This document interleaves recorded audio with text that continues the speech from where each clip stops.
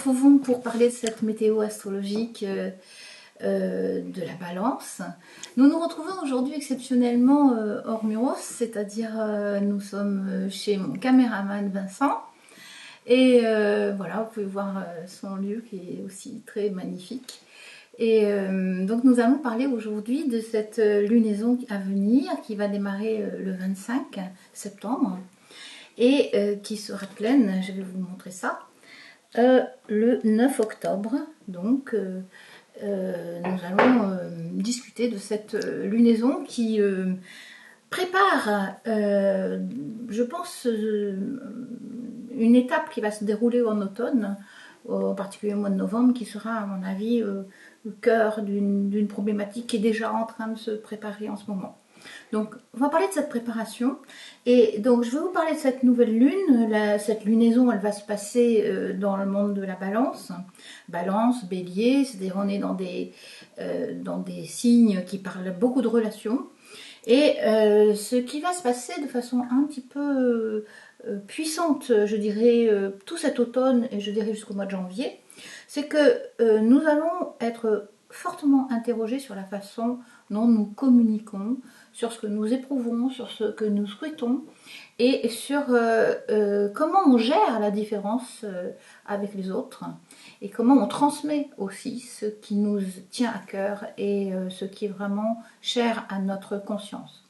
Alors, je vais vous expliquer pourquoi je vous dis ça. Je vais vous donner des détails plus précis. Commençons d'abord par la nouvelle lune. Alors, je vous invite à venir regarder.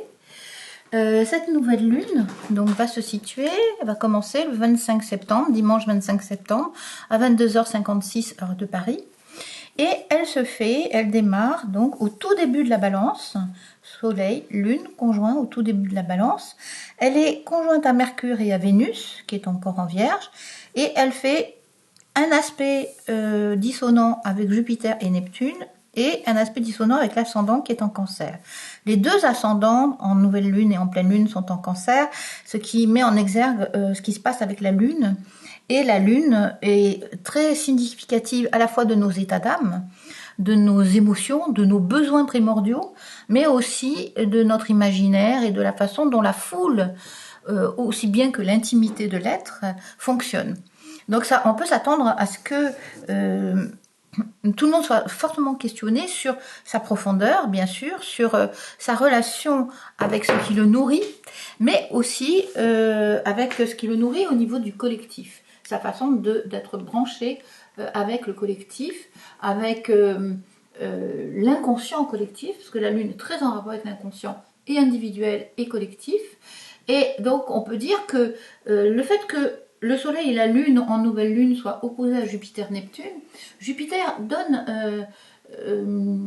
une grande importance au lien social, et Neptune donne une énorme porosité et donc une perméabilité émotionnelle qui fait que je pense que cette lunaison va être extrêmement importante au niveau des liens entre les humains, et je pense qu'il va falloir réfléchir à la façon dont on ressent les émotions, et de soi-même, mais aussi du groupe, et des groupes dans lesquels nous sommes. Cette nouvelle lune parle beaucoup aussi de la façon dont les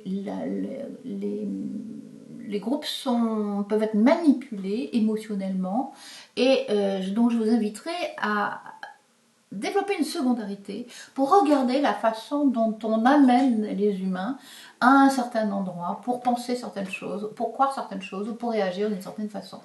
Donc c'est un moment idéal, je pense, pour vraiment prendre le temps d'écouter, d'observer, pour voir comment fonctionne l'humain et comment fonctionne aussi notre être au niveau de ses relations, la façon dont on peut être en réaction à l'autre, ou la façon dont on peut aussi être sous l'influence de l'autre. Alors, on va parler maintenant de la pleine lune. Cette pleine lune, donc je vous invite maintenant à nouveau à vous rapprocher.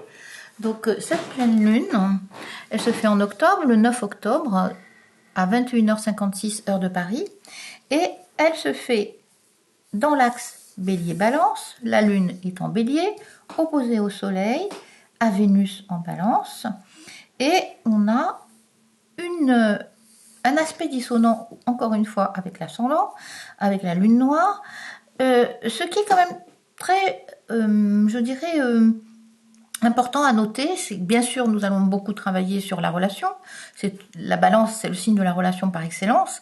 Le signe où on travaille de façon très profonde sur la synergie, comment à la fois nous existons en respectant ce que nous sommes, mais comment nous pouvons aussi respecter ce que nous sommes en étant en relation avec autrui, en l'exprimant de la façon la plus claire possible.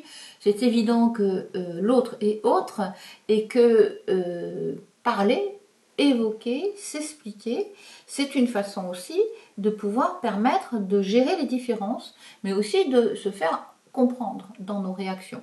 Donc cet axe bélier-balance, c'est un axe où on est tout le temps en train de choisir entre le conflit, la solitude, la division, mais aussi la façon d'être avec l'autre sans avoir besoin de se renier. On cherche en fait la synergie qui est la logique de paix par excellence, c'est la balance. La logique de paix, c'est l'un et l'autre, comment les deux peuvent coexister, mais surtout comment l'un et l'autre peuvent s'aider à se révéler dans leurs facettes les plus fertiles et les plus qui permet l'expression la plus épanouie de chacun. C'est cette façon de penser la différence qui est intéressante. Alors, il y a un événement qui est important, puisque le bélier, le maître du bélier, là où est la lune, c'est Mars. Or, Mars, il va se passer quelque chose de très intéressant, je dis cet automne jusqu'en janvier, c'est que Mars est en Gémeaux, il est dans le signe, effectivement, de la communication, dans le signe aussi de comment on met des mots sur ce qu'on désire, comment on met des mots sur ce qu'on désire partager, comment on met des mots sur ce qu'on désire créer. Et c'est vraiment, je dirais, un signe de messager, mais en même temps, je dirais, Mars en Gémeaux nous amène à regarder les parts de nous qui sont un peu adolescentes, c'est-à-dire qui auraient tendance à se penser comme des enfants en ne regardant que ce qui nous intéresse et en évitant de prendre cette espèce de recul d'observation qui est nécessaire pour gérer au mieux les relations et les échanges et les partages. Alors, ce Mars va faire une boucle de rétrogradation, c'est-à-dire qu'en fait, elle va rester, au lieu de... Mars est une planète rapide, et donc au lieu de rester quelques jours ou quelques semaines dans un signe, eh bien, Mars va se retrouver à rester plusieurs mois dans ce signe. C'est-à-dire qu'elle va avancer jusqu'à la fin du Gémeaux, et puis elle va reculer pour revenir vers les premiers degrés du Gémeaux, et puis elle va repartir. Et le temps qu'elle fasse cet aller et retour, en fait, ça va durer du mois d'octobre jusqu'au mois de janvier. Et ça veut dire aussi, quand on a des boucles de rétrogradation de Mars, que l'humanité est invitée à travailler sur son ego de façon beaucoup plus aiguë que d'habitude. Et là, en particulier sur le sujet du Gémeaux, c'est-à-dire sur le sujet de comment nous communiquons ensemble et où nous mettons aussi notre attention. Parce que le Gémeaux, c'est un signe où on est toujours en réaction avec des tas de sujets qui attirent notre attention, qui nourrissent notre mental. Et qu'est-ce qu'on fait de ce mental et comment on peut aussi trier ce qui est important de ce qui est moins, de ce qui est, je dirais, superficiel, de ce qui est plus profond. Et c'est là-dessus qu'on va énormément travailler, sur trouver de la maturité, mettre de la maturité dans notre façon de communiquer les uns avec les autres.